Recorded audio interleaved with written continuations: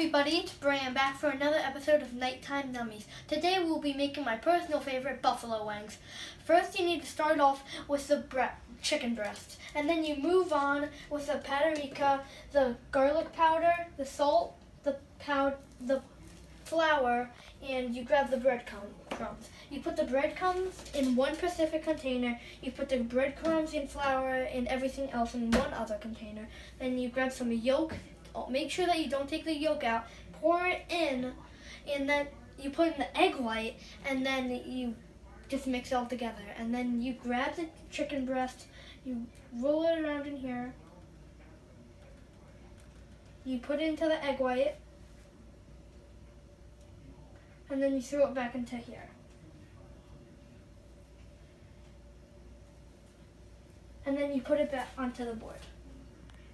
And you just keep doing that.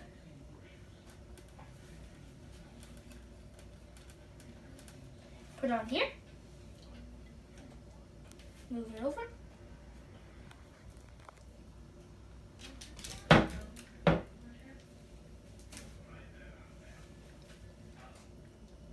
And then you move over to the oven, or we would stick it in for 400 degrees for 15 minutes.